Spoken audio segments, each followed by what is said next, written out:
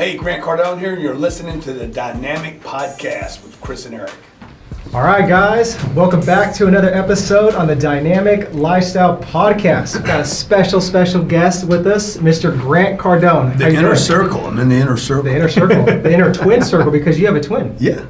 So, see what I mean? If he was here, we'd be a foursome. Absolutely. Well, I'm going to ask you a quick question about that in a minute, but how you doing today? Good, real good. Just been hammering. Absolutely, grinding away, the interviews. Yeah. I asked you earlier if LA was treating Last you well. day in LA, and then we go to Tokyo tonight. We'll Right on. leave here at 6:30, get into Tokyo at 8:30 tomorrow night. Yeah, nice. Man, you're just always just going.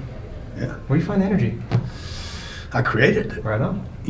I'm not looking for it, so I'm not waiting for it, so I go create it. And I create it by just, going, bouncing from one thing to the next thing to the next thing, and making sure I'm doing stuff that, not necessarily that I like to do, but that I think will propel or fuel the next level. Absolutely. Love it. So we mentioned your brother, Gary. Yeah. So who's older, and then did you guys ever used to get into like fist fights or anything? Well, they told me that I'm 5 minutes older. That's what our mom said. He's a minute older. Now, the Chinese say that the last out is the oldest. Okay. The Americans say that I'm the oldest. Did we fight? Did we fought? But did your mom have a C-section? Did she? I don't think so. Yeah, because our mom did. She's like, oh, he's a minute older. But I was like, oh, but he got pulled out first. So I guess that's what makes sense. I still right? take the credit though. Yeah, well, you're the privileged one. Exactly. They looked down and said, hey, I want one of these. Which one's first? Yeah, right. Or maybe, they were most worried about you. That could be that. That's why he's here right now. They're like, okay, take him out first because he's a... No, we gutted my mother. So we weighed 15. What'd y'all weigh? What's that? What'd y'all weigh? We were remember. 15.9 pounds. No, we were 17.9 pounds. Wow. 8 and 9 pounds. And my mom was never 100 pounds. She was like 4'11". Little tiny Sicilian woman. So. Yeah. Yeah, I think we fought in the womb and every day after that. Okay. But at the end of the day, it's all brotherly love. Yeah, we love each other, and we took different paths in how we created success for ourselves, but still very close to that. Yeah. So speaking of success, I mean, you're known as pretty much like the godfather of sales, right? And what I want to know is just like after all the years and experience that you've had in sales, I mean, today, in today's like age, what is like the tools and the skills somebody needs to become like a real like legit salesman? You need to, one thing, you can't become a great salesperson without a commitment. Number one, you need a pipeline. You got to have people to talk to. So you can be a great salesperson if you have one person to talk to. And that's the same for anything, right? So you could be a great artist, but if you only do one piece of art, nobody's ever going to know you. And so you need a commitment, you need a full pipeline, and you need strategy. You need strategy that's transparent, authentic, and simple. Not complicated, none of the trying to read personality types. You cross your leg, I need to cross my leg. Those are tricks, it's bullshit, it's all bullshit. Everybody knows it's bullshit. You're trying to match people you just can't do that at scale. You can do it a couple times, but you're not going to do it at scale. Right. Yeah. So, and then the last thing I would tell you is like once you become a great salesperson, then you got to figure out how to become a business and not get stuck as a salesperson. Okay. And hold on real quick, but what's the reason behind that, like being stuck in as a salesman though? Well, because I know a lot of salespeople that become great salespeople and they never then advance to becoming a business person. And so, you could be a great musician, but at some point you probably want to, you could be a great boxer, but at some point you might want to get on the other side of that game. You want to become a business because sooner or later your boxing career is going to be over, your singing career is going to be over, and your sales career is going to be over. So, probably the greatest living salesman on planet Earth, who would y'all say that is today? Man, it's gonna be stumped. Yeah. It's not very hard. When I tell you who I think it is, you're gonna be like, yeah, that makes sense. Who is it? Jeff Bezos. Okay. Yeah, that's a good point. It's hard to argue that. He sold a handful of books, and then he figured out how to get how to actually make it easy. So it's not like everybody's looking for the trick in sales. This has been the problem with sales for probably one of the things that kept me away from it when I was a kid was all the tricks. Control the customer, qualify them, and you need to qualify. But like if you call my company, you call Cardone Capital. I think I got it on right now. Cardone Capital. You call there and say, "Hey, I'm interested in Cardone Capital." First question they're going to ask you is, "How liquid are you?" Going to be the number one question you ask. Like if you don't answer that question, we're not moving on. Right. Because if I can't get you to tell me how much money you have, you're not going to invest with me anyway. Right. Like if you don't trust me enough to tell me that, then you're not going to trust me enough to invest with me. Yeah. Hey, how liquid are you? What does that matter? I want to know whether to put you in the accredited or the non-accredited fund. Yeah. Which one are you qualified for? Well, I'm liquid. Well, how liquid? Like, look, man, if you're not going to tell me, let's just go ahead and end this. Like, I got a bunch more people to talk to. So, see, I filled my pipeline. I got a great product. I believe in it. Filled my pipeline. So you're like, well, man, I got $250,000. Okay, but how much other money? There's no way you're going to give me your whole $250. Well, I got $250 here. I got another $150 over there. I need to know that, right? I need to know that. And then there's nothing wrong with my guys asking that as the first question. Good. Have you ever made a real estate investment? No, never have. How do you know Grant? I've been following him for years. I like what he does. I've been trying to buy my own stuff. Can't find it. Now we can do something. Yeah. Gotcha. Do you think with like today's advancement of like social media, just how crazy it is, do you think you have to be a different salesman today? Without a doubt. But you had to be a different salesperson 20 years ago too, and nobody was telling. Again, the reason we have so much turnover in the sales industry is because of the old ideas. Okay, some of which I learned from some of my mentors. The hot potato. They ask a question, I ask a question. Don't answer a question with an answer. Answer it with a question. Control the conversation. The longer you spend with somebody, the better off you are. These are all the old ideas that are now being automated. I just want to go to Amazon and buy it. All right. I'll even pay more than if I called them and made an offer straight to the seller of that product. So, yeah, it definitely is changing. Okay. And so salespeople have to be better today than they ever have been. Right. So let's switch gears on goal setting, because I know you're really big on that. And what's goal that? setting? Yeah. Okay. Yeah. So do you write your goals down like every single day? Yeah. So what is I write my goals down when I wake up. I write them down again at night, and I write them down when I'm disappointed or discouraged. Okay. So if I lose a deal, I'm going to my goals. I lost a deal. Let's see, it was maybe 6 weeks ago now.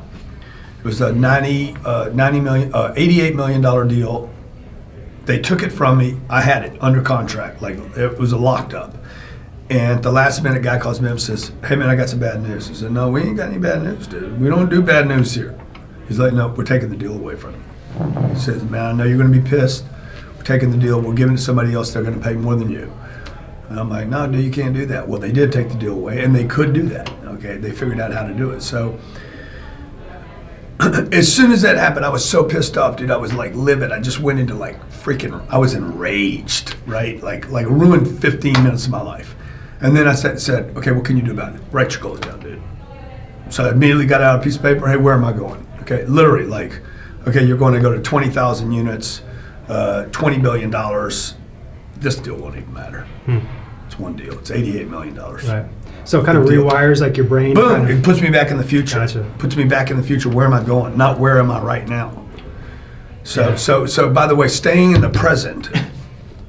Staying in the present. Well, what about you? What just happened to you? That just happened to me. So it's like, what is the present anyway? The present is now. Yeah.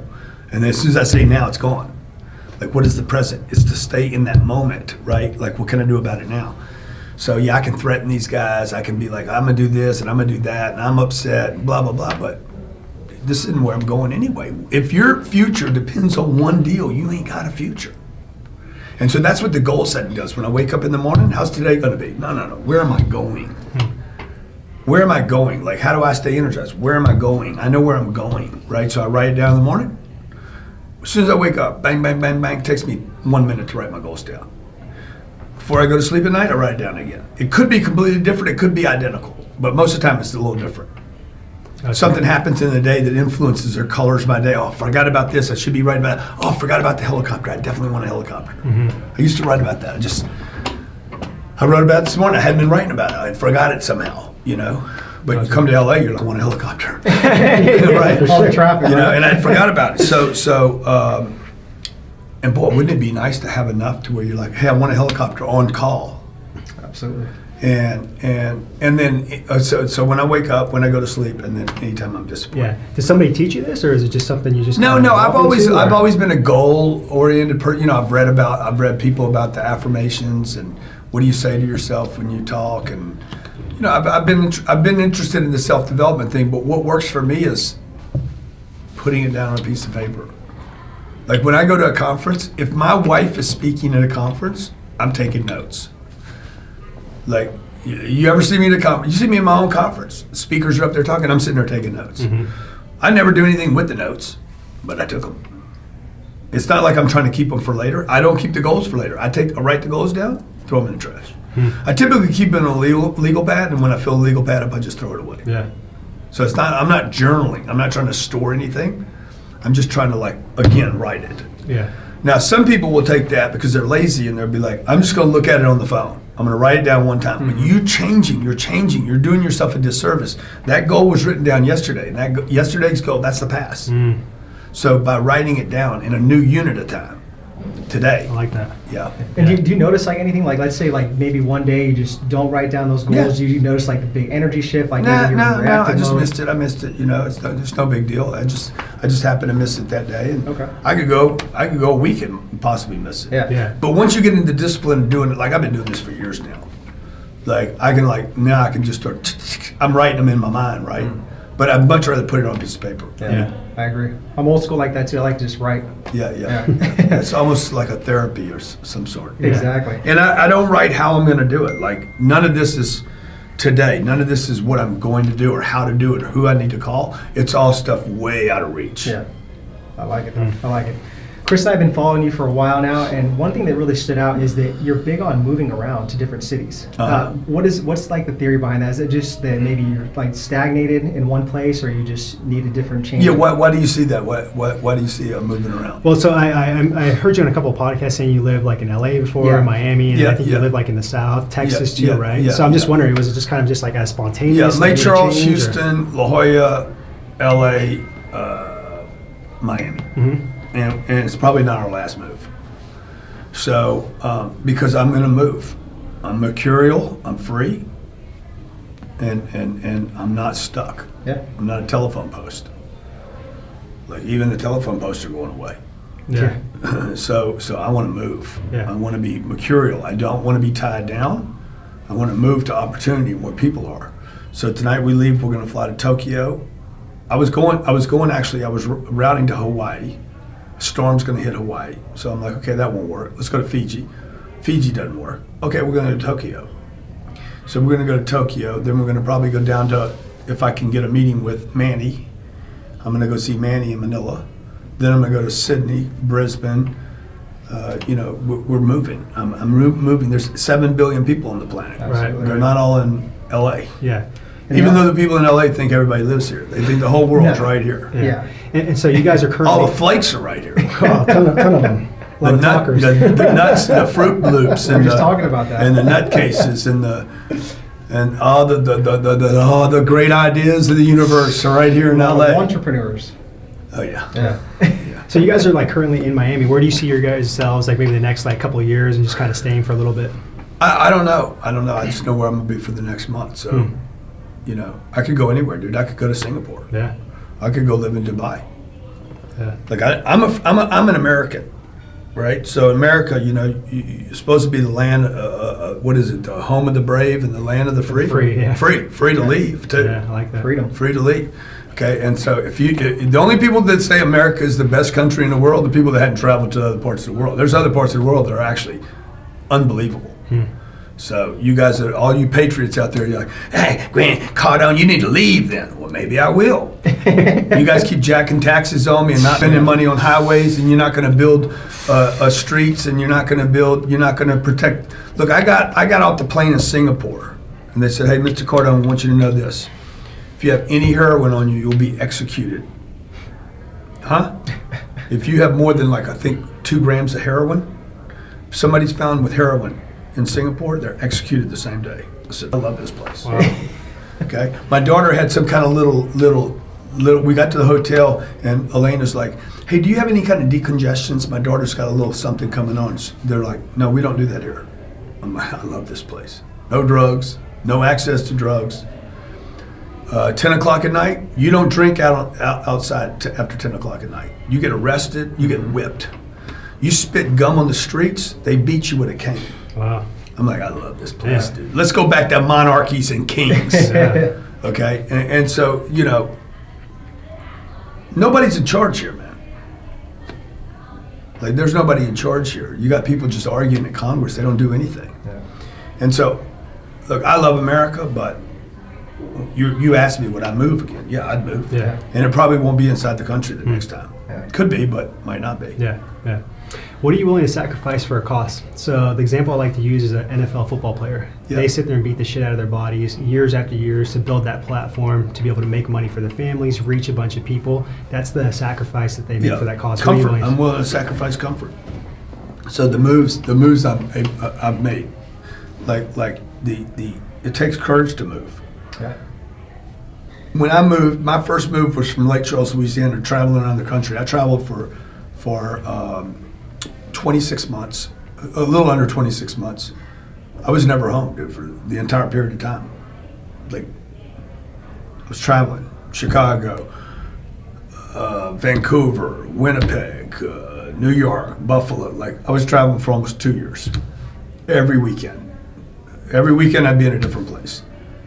Then I moved from there to Houston, and when I got to Houston, I was on the road every week. Yeah, started my own business.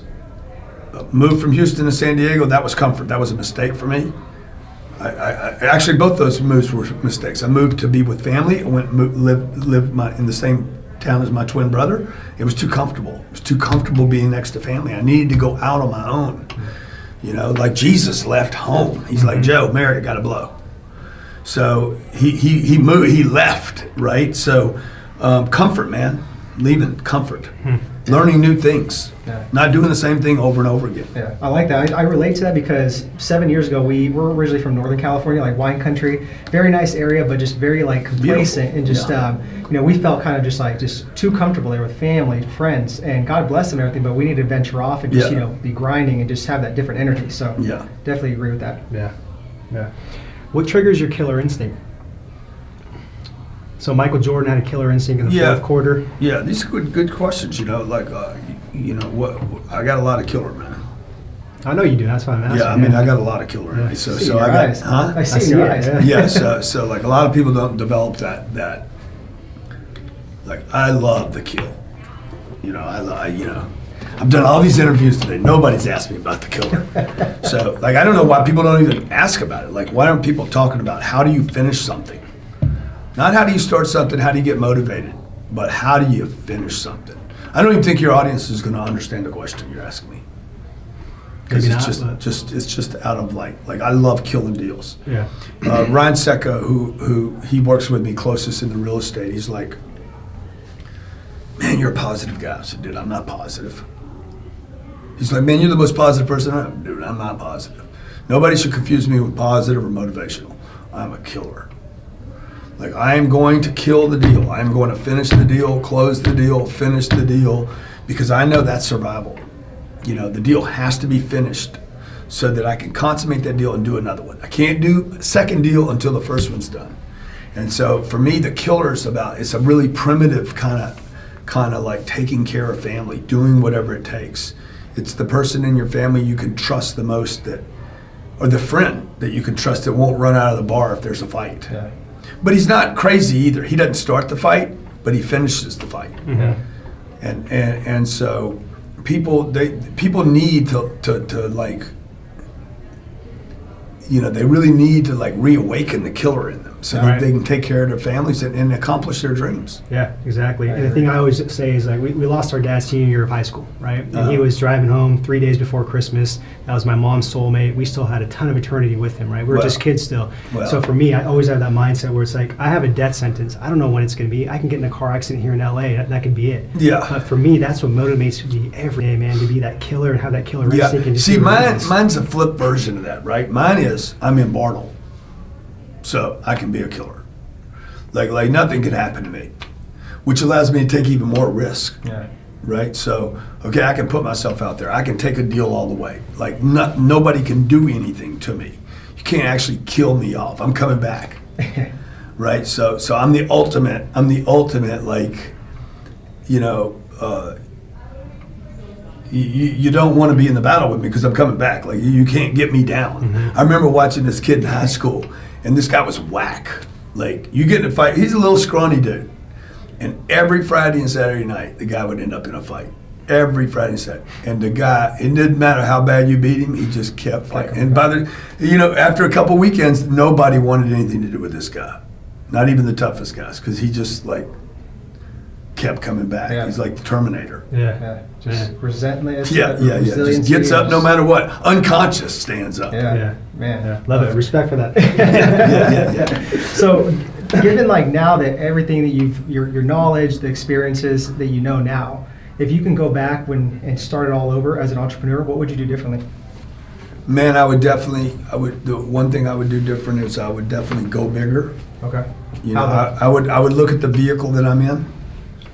I would look at, like, hey, can this boat or this car, this whatever industry I'm in, can it carry me? Can it go fast enough? Second thing I would do is I would find a person. I would have looked for a person to work with. Somebody that was courageous, somebody that had money, somebody that had a vision, somebody that wanted to do something big, and I would I'd go work next to them for nothing. That was a huge mistake of mine. Okay. So, and now if I'm, you know, now I'm 32 years old and I got a little money and I'm starting to make a little money, maybe, you know, that's a different piece of advice. Now I'm like, oh, use all the money that you had. I was saving money. I shouldn't have done that. So along the way, there was just so many different pieces of advice that I would have given myself. 2010, I'd be like, dude, just freaking use everything you have right now. Buy everything you can. Like if I look back, there's so many different points where I would be like, do something different.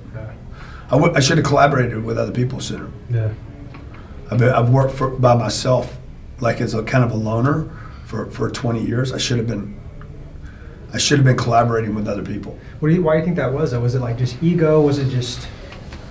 I didn't know. I didn't know it was a strategy. Yeah. I didn't know it was a strategy. I was probably too busy working and not studying enough. Maybe, you know, not learning new ways to do things.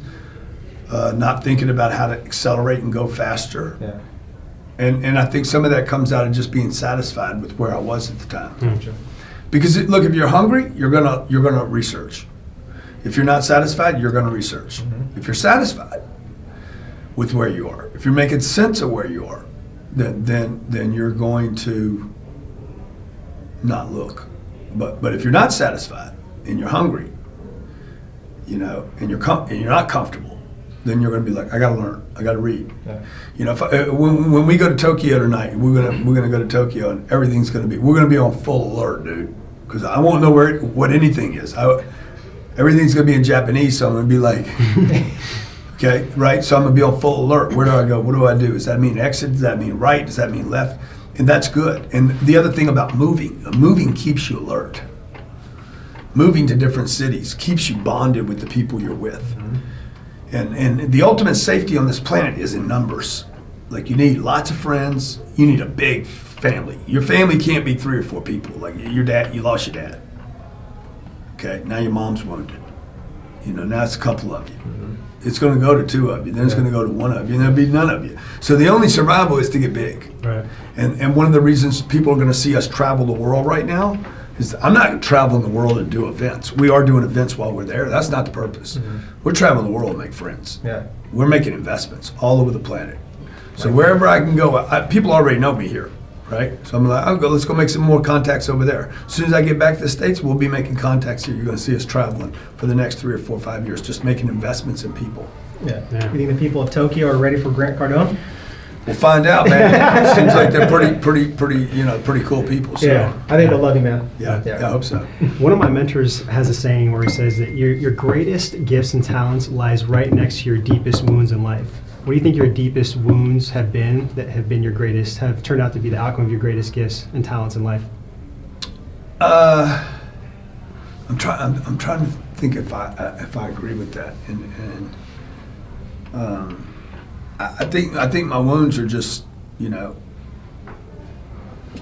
I mean, it could be.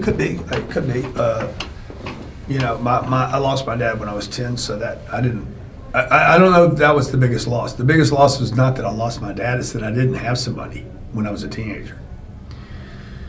So I don't know that losing my dad was, as much as it hurt to lose my dad, the real loss was I didn't have a man to guide me when I was 15 years old. Mm-hmm.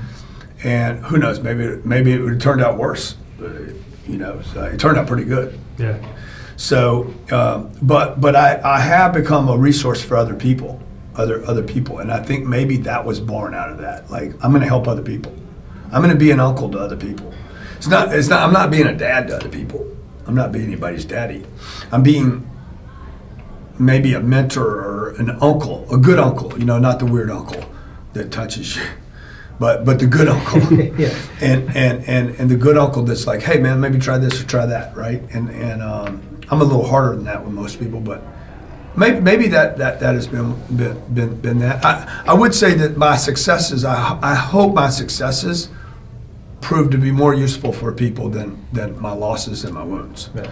because look, everybody's got losses, right? They're not useful for most people. Like my victories. When I look to people, I don't look to their losses ever. I don't care what happened to you. I want to know what you're doing to win. Yeah. Only thing I care about is your wins and your victories. Like, just show me. If I spent all my time just duplicating victories, I wouldn't have time for losses. Yeah. So I know it's popular to talk about the wounded man, the wounded woman, the wounded child, the child within. What happened to you? This therapeutic. Go back to that place. There's a moment, dude. All I care about, I want to know what Elon's doing.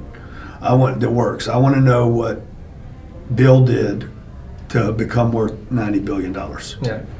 Yeah. I want to know what those guys are doing right now. I want to know what are they playing in, what are they researching, what are they looking at, because those. I want to model success. Yeah.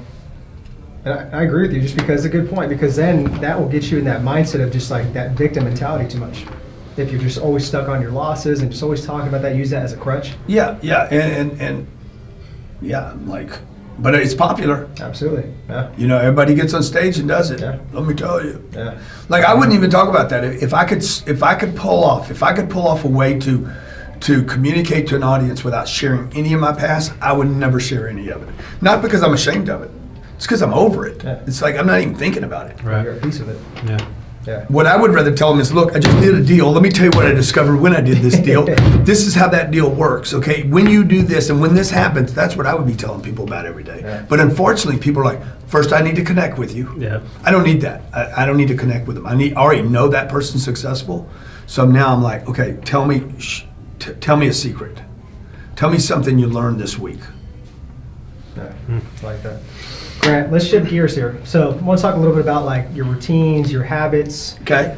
We're big on that. So walk us through, what do you do in the morning? I've seen your Instagram, like you're getting pretty jacked, you're looking yoked. Yeah. Awesome, man. I love that. I love how you're putting your health at the forefront. Thanks, but thanks.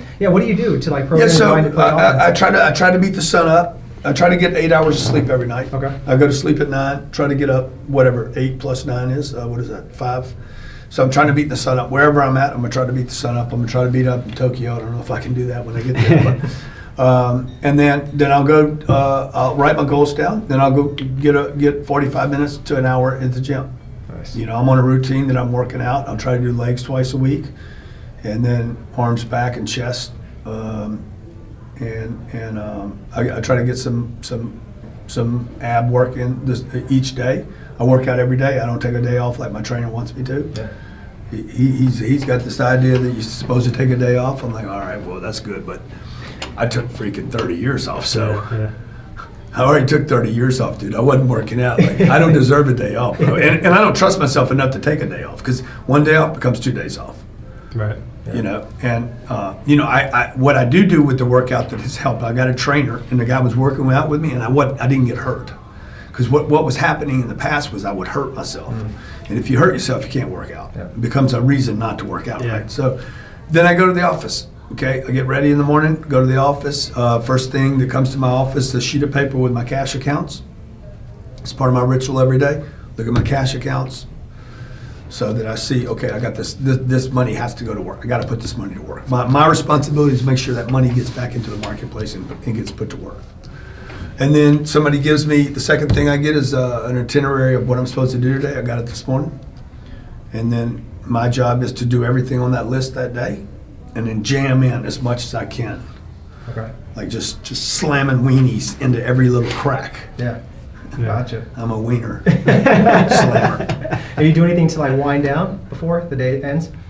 No, I just take it all the way to the edge, and then when I'm done, I'm done. Right. Like 9 o'clock, I'm going down, and I'm going down. Yeah. Okay. Like I'm not drinking before I go to sleep. I drink every once in a while, but drinking interrupts my sleep. It doesn't help my sleep. Right. Yeah, it's true. It doesn't make me sleep better. Yeah. And then once I'm down, like I could be working $200 million worth of deals. Like, and I just go to sleep. Like when I turn it off, I turn it off. Yeah. It's good. Gotcha. You ready for rapid dynamic questions? Sure. Let's roll. All right. Let's say Yes that or no? What do I do? Yes or no? You can be pretty quick, but let's say Blue, that white. let's say halftime came for the Super Bowl, Yeah. and you had literally a minute to give a speech, Yeah. and everybody's watching the Super Bowl, man. Millions of people are watching Super Bowl. What would that 1 minute speech be about? Hey guys, right now the 10X Growth Company is going. Yeah. Who would do this? Okay, we're going to show you a great example of champions. Grant Cardone in 2019 did the 10X Growth Conference, 35,000 people in the same weekend. You IGMOs came and watched a bunch of players. Woo. Love it. You know why? Because people that want to go to the 10X Growth Conference want to own the team, not watch the teams. Ah, I like that. 100%. Yeah, how do you consume content? Video, audio, reading? I like to read. I'm Okay. a reader. Gotcha. One skill that somebody should pick up and start today. One skill that somebody should pick up and start today. Probably the skill people should pick up is to post something without looking at it a second time. So not counting like the likes, Shots the up, views, and all nah, that? just Okay. do it. Just Put it do on. it. Over and over again. Right on. Okay. Yeah, I like it. Like my wife re-looks at her stuff over and over. Yeah. Yeah. I've already gotten 7,000 views on a bad video, and she's still looking at her shit. You know? I don't know. It's a self-esteem issue. Oh, sure, It's sure. like, Yeah. and she wants to look good and all that. I understand, but like, and it's not my wife's self-esteem issue. It's the world's self-esteem issue. Yeah. It's like Oh, yeah. you're looking for approval. I'm not looking for approval. Your approval of me or your disapproval it's not going to affect the way I feel about Right. myself. It might temporarily for a second, but not for long periods of time. Absolutely. What's 1 to 2 books that you recommend someone reads? There's 2 books that I read by L. Ron Hubbard. One is called The Problems of Work, Okay. and the other one's called Dianetics, that were Okay. freaking game changers for me. Okay. Cool. Now, there's some other great books that I've read. There was a book called Nanotechnology that was freaking phenomenal. Okay. What else have I read, man? I mean, I read all the Black Ops series by the guy that died about 3 years ago, Vince Flynn. It's a Black Ops. It's he's a counter espionage guy. I got to look these books up. Yeah. There's a science fiction book. I don't know the name of it right now. Blackout. It was an awesome book. Anyway. Okay. Okay. Go-to tip to stay focused.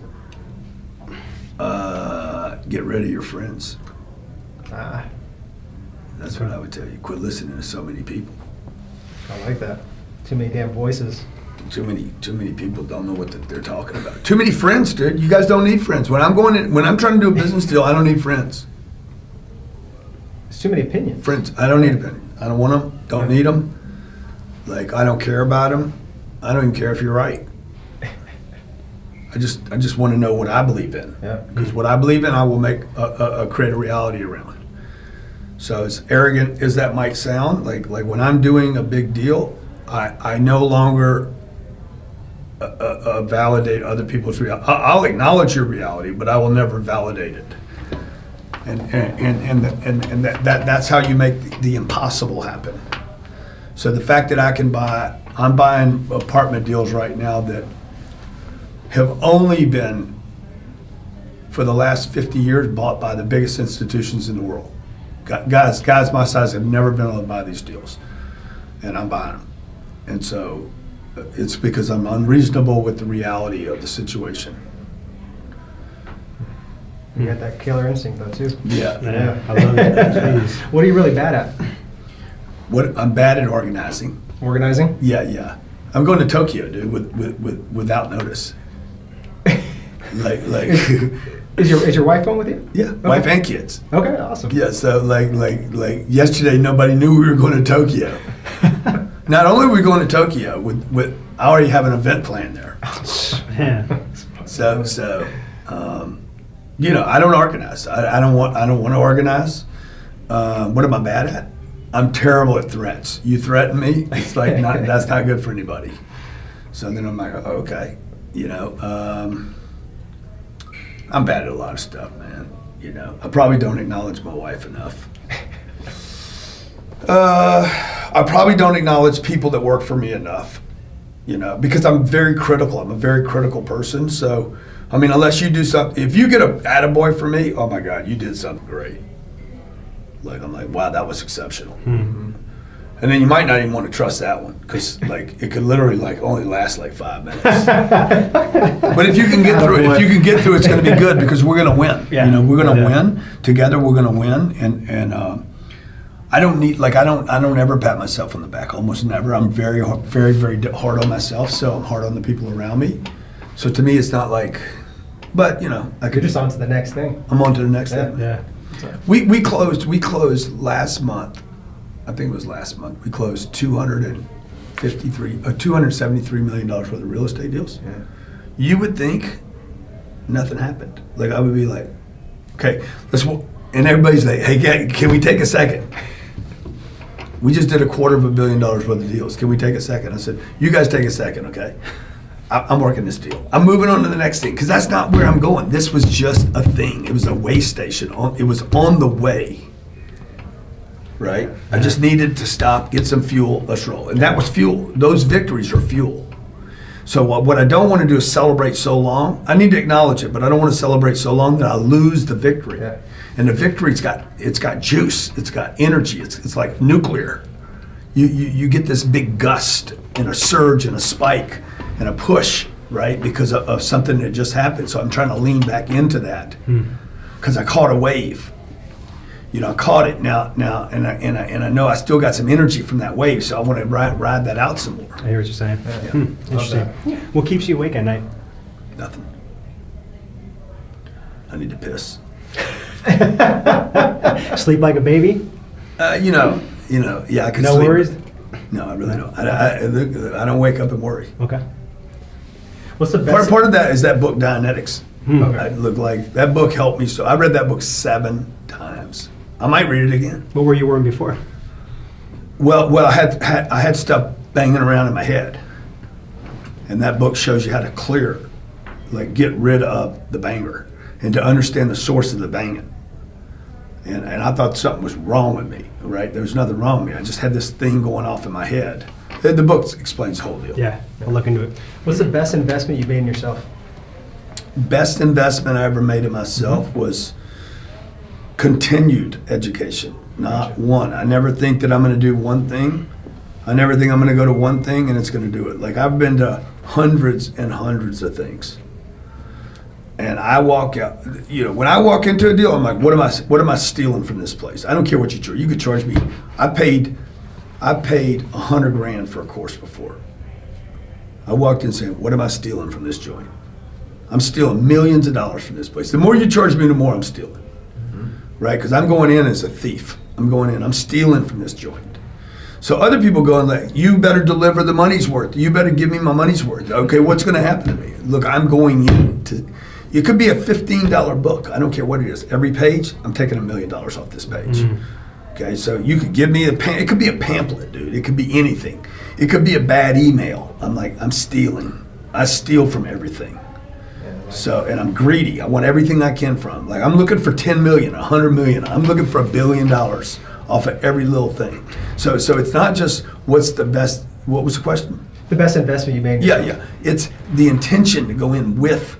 And I like that. You know, I like that. I like So When I went to a that's it. treatment center when I was 25 for drug addiction, I just wanted to get in that place and get off drugs. So I'm like, I'm going here to get off drugs. And so you got to go with intention. I went to college and I didn't go with intention. I robbed myself. I went there with no intention. I went there thinking it was going to be a waste of time. So guess what? It was. Yeah, I like love that. it. Grant, before I ask the last question, I just want to commend you and just say thank you so much, man, for like your time, the transparency, just the 100% honesty. Today's our birthday, actually, and this is a hell of a Happy birthday, guys. Thank you. This is a Appreciate it. hell of a birthday present to be able to sit here on our podcast, ask you these Dude, that's questions awesome, because guys. you've been a great mentor, man, from Yeah. us from afar. So it's really, really cool to do this. So Yeah. thank you so much. Thank you. I echo everything that the brother said here. I appreciate you guys saying that. And it's a real, that you're here on your birthday and you're doing this, and that I'm, I can somehow be that guy, it's a dream of mine. When I told my mom at 16, I'm like, I'm gonna help people one day. I didn't know I would actually help you guys. Yeah, that's awesome. So I'm honored. Love it. Yeah. So what does it mean to Grant Cardone to live a dynamic lifestyle? It means I'm discovering, right? It means I'm not. There was a period in my life where I was on stage for about 12 years, doing the same thing over and over again. And there was probably the first 5 or 6 years of it. It was great. The last 6 years was just me doing the same thing over and over again, and it wasn't good for me. It made me money, but it wasn't good for me. And it was probably good for the audience because they were learning something, but it wasn't good for me. I was doing the same thing. And I never want to do that again. So the dynamic, Grant, is I'm learning something new all the time. I'm sharing that. I'm having experiences, good, the bad. I'm fixing what I need to fix on my end. I'm calling people out I need to call out. I'm transparent. I'm authentic. I get to discover who the real me is, and I get to be that, not talk about that. Love it. Boom. So That's- where can our listeners find out more about you and what you're doing? Wherever they are, just put in my name. Okay. So It comes up about the stuff. if you're not on social media anywhere, and you just go outside your house, you might run into me. Right on. And come say hi if you do. Right on. We'll have that all plugged up in the show notes. Once again, Grant, Brother, thank you so okay, much. appreciate you guys. Appreciate it. Appreciate Thank you you. guys. All right, thanks. All right, guys. Till next time. Thank you so much for watching this video. Hopefully you got a ton of value out of it. So help us out by liking, commenting, subscribing, and even sharing this video out if it was that valuable. And stay tuned too, because we're actually gonna be doing more videos like this. If you're a personal trainer, if you're a fitness professional, if you're an online coach looking to start or even grow your online fitness coaching business. We'll see you guys in the next video.